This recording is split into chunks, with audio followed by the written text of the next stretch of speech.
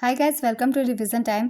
आज मैं ला रही हूँ आप सभी के लिए एसएससी जीडी एग्ज़ाम 2025 के 10 फरवरी को पूछे गए सेकंड शिफ्ट के क्वेश्चंस के एनालिसिस वीडियो। इस वीडियो में आपको जीके जीएस के बहुत ही इंपॉर्टेंट क्वेश्चंस मिलेंगे जो कि आज के सेकंड शिफ्ट के एग्ज़ाम में पूछे गए हैं। तो अभी जिनके एग्ज़ाम नहीं हुए हैं उन लोगों के लिए ये वीडियो काफ़ी हेल्पफुल होगी। तो चलिए स्टार्ट करते हैं आज की ये वीडियो। मगर वीडियो को स्टार्ट करने से पहले अगर आप चैनल पर पहली बार आए तो चैनल को ज़रूर सब्सक्राइब कर लें और साथ ही इस वीडियो को लाइक भी ज़रूर कर दें।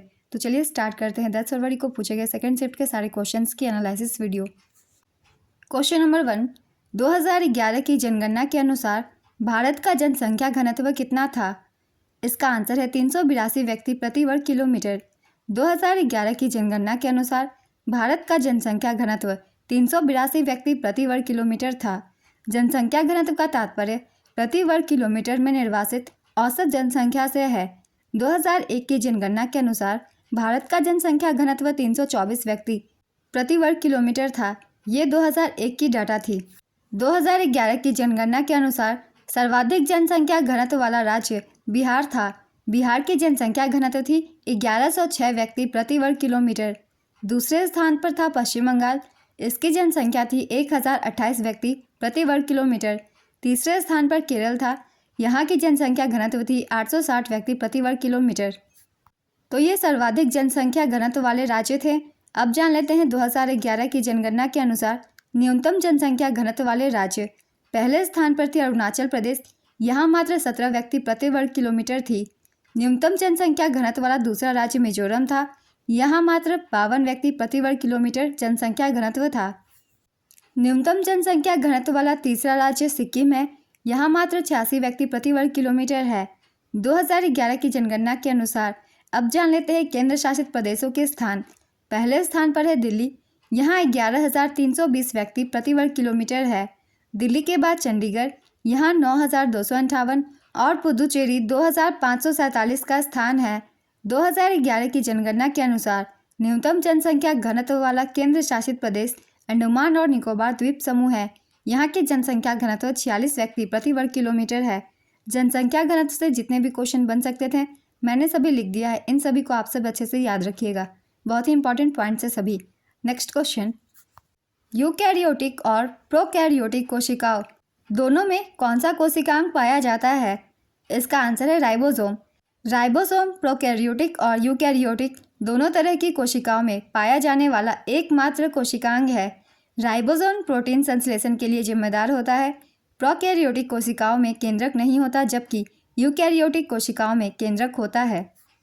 प्रोकैरियोटिक कोशिकाएं एक कोशिकीय होती है जबकि यूकैरियोटिक कोशिकाएं बहुकोशिकीय होती है। राइबोसोम झिल्ली रहित कोशिकांग होता है।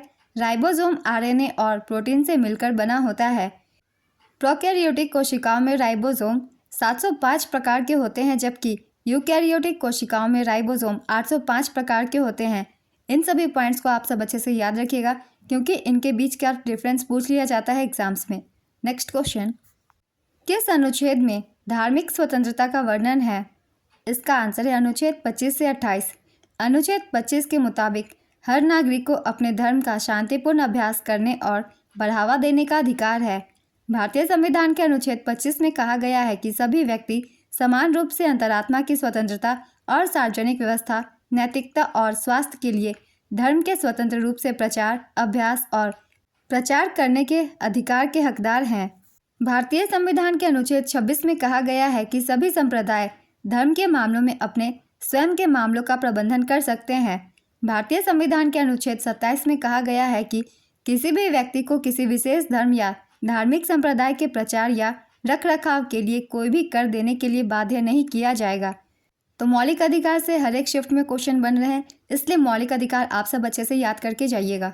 नेक्स्ट क्वेश्चन, 5वीं और 6ठी पंचवर्षीय योजना के बीच की योजना को किस नाम से जाना जाता है? इसका आंसर है रोलिंग योजना। जनता सरकार ने 1977 से 78 में 5वीं पंचवर्षीय योजना को अस्वीकार कर दिया और एक नई 6ठी पंचवर्षीय योजना शुरू की जिसे रोलिंग प्लान के रूप में जाना जाता है। इसकी अवधि 1978 से 80 तक की थी। भारत में रोलिंग योजना को डीटी लकड़वाला को लागू करने का श्रेय दिया जाता है। रोलिंग योजना की अवधारणा गुनार मेडल द्वारा गढ़ी गई थी। 24 मार्च 1977 को जनता पार्टी की सरकार बनी और मोरारजी देसाई प्रधानमंत्री बने। छठी पंचवर्षीय योजना को कांग्रेस सरकार के प्रधानमंत्री श्रीमती इंदिरा गांधी द्वारा समय से पहले ही 1980 में समाप्त कर दिया गया था। भारत में गरीबी हटाओ का नारा 5वीं पंचवर्षीय योजना के तहत दिया गया था। इस योजना का कार्यकाल 1974 से 78 ईस्वी तक था। छठी पंचवर्षीय योजना 1 अप्रैल 1980 से 31 मार्च 1985 तक थी। यह योजना इनपुट आउटपुट मॉडल पर आधारित थी। छठी पंचवर्षीय योजना के दौरान बी शिवरामन समिति की सिफारिश पर 12 जुलाई 1982 को नाबार्ड की स्थापना की गई थी। ये कुछ महत्वपूर्ण पॉइंट्स थे रोलिंग योजना से और 5वीं और छठी पंचवर्षीय योजना से। इन सभी से क्वेश्चन पूछ लिए जाते हैं, इसलिए इन सभी को याद रखिएगा। अगला क्वेश्चन है, भारतीय संविधान में कितने अनुच्छेद हैं? इसका आंसर है 470। भारतीय संविधान में वर्तमान समय में 470 अनुच्छेद तथा 12 अनुसूचियां हैं और ये 25 भागों में विभाजित है। इसके निर्माण के समय मूल संविधान में 395 अनुच्छेद थे जो 22 भागों में विभाजित थे। इसमें केवल 8 अनुसूचियां थी। तो आपको शुरुआत के भी याद रखने हैं और वर्तमान में कितने हैं वो भी याद रखने हैं। दोनों ही पॉइंट्स बहुत ही ज़्यादा इंपॉर्टेंट है। संविधान सभा ने 26 नवंबर 1949 को इसे अंगीकृत किया था। यह 26 जनवरी 1950 को लागू हुआ था। नेक्स्ट क्वेश्चन, नाटू नाटू गाने के लेखक कौन है? इसका आंसर है चंद्र बोस। नाटू नाटू गीत के लेखक चंद्र बोस है। वही इस गाने को कंपोज करने का श्रेय MM किरवानी को जाता है। यह गीत साल 2022 में आई थी। यह फिल्म RRR फिल्म का है। इस गाने को राहुल सिप्लीगुंज और काल भैरव ने गाया है। यह गीत तेलुगु भाषा में है। इस गाने को प्रेम रक्षित ने कोरियोग्राफ किया है। इस गाने को यूक्रेन में फिल्माया गया था। इस गाने ने गोल्डन ग्लोब और ऑस्कर दोनों अवार्ड जीते हैं। यह गीत भारत के इतिहास में पहला ऐसा गीत है जिसने गोल्डन ग्लोब अवार्ड जीता था। नाटू नाटू गाने के निर्देशक SS राजामौली हैं। नेक्स्ट क्वेश्चन, उझावर तिरुनल त्यौहार किस राज्य में मनाया जाता है? इसका आंसर है तमिलनाडु। यह त्यौहार पोंगल के तीसरे दिन मनाया जाता है। नेक्स्ट क्वेश्चन, तीरंदाजी में पीले रंग के केंद्र बिंदु यानी बुलसाई पर तीर लगने पर कितने अंक मिलते हैं? इसका आंसर है 10 अंक। पीले रंग के छल्ले 10 और 9 दोनों अंक देते हैं। लाल रंग के छल्ले 8 और 7 अंक देते हैं। नीले रंग के छल्ले 6 और 5 अंक देते हैं। काले रंग के छल्ले 4 और 3 अंक देते हैं। नेक्स्ट क्वेश्चन, अभ्यागत शब्द का पर्यायवाची बताइए। इसका आंसर है अतिथि, मेहमान, पहुना, आगुंतक। राधा को डैश पसंद है, इसमें विदेशज भरिए। इसका आंसर है किशमिश। नेक्स्ट क्वेश्चन, पृथ्वी के सतह पर गुरुत्वाकर्षण बल कितना होता है? इसका आंसर है 9.8 मीटर पर सेकेंड स्क्वायर। नेक्स्ट क्वेश्चन, 2011 की जनगणना के अनुसार भारत में सबसे कम बाल लिंगानुपात वाला राज्य कौन सा है? इसका आंसर है हरियाणा। 2011 की जनगणना के अनुसार भारत का शिशु लिंगानुपात 919 है। 2001 की जनगणना के अनुसार भारत का लिंगानुपात 927 था।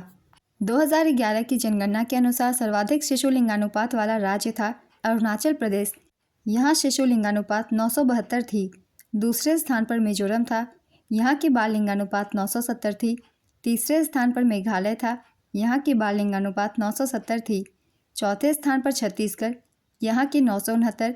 पाँचवें स्थान पर केरल, यहाँ की बाल लिंगानुपात 964। तो सर्वाधिक लिंगानुपात वाले राज्य हमने देख लिए। अब देख लेते हैं 2011 की जनगणना के अनुसार न्यूनतम शिशु लिंगानुपात वाले राज्य। सबसे कम लिंगानुपात वाले राज्य हरियाणा थी। यहाँ की बाल लिंगानुपात थी 834। न्यूनतम शिशु लिंगानुपात वाला दूसरा राज्य पंजाब था। यहाँ बाल लिंगानुपात 846 था। तीसरा राज्य था जम्मू कश्मीर, यहाँ 862 थे शिशु लिंगानुपात। चौथा राज्य था राजस्थान, यहाँ 888। पांचवा राज्य था गुजरात, यहाँ शिशु लिंगानुपात थी 890। 2011 की जनगणना के अनुसार सबसे अधिक शिशु लिंगानुपात वाला केंद्र शासित प्रदेश अंडमान और निकोबार द्वीप समूह है। यहाँ शिशु लिंगानुपात 968 है। और न्यूनतम शिशु लिंगानुपात वाला केंद्र शासित प्रदेश दिल्ली है। यहाँ शिशु लिंगानुपात 871 है। शिशु लिंगानुपात से सारे डाटा को मैंने लिख दिया है, आप सब इन सभी को याद रखिएगा। नेक्स्ट क्वेश्चन, 56वीं सीनियर राष्ट्रीय खो खो चैंपियनशिप 2023-24 का फाइनल किस स्टेडियम में आयोजित हुआ था? इसका आंसर है इंदिरा गांधी इंडोर स्टेडियम नई दिल्ली में।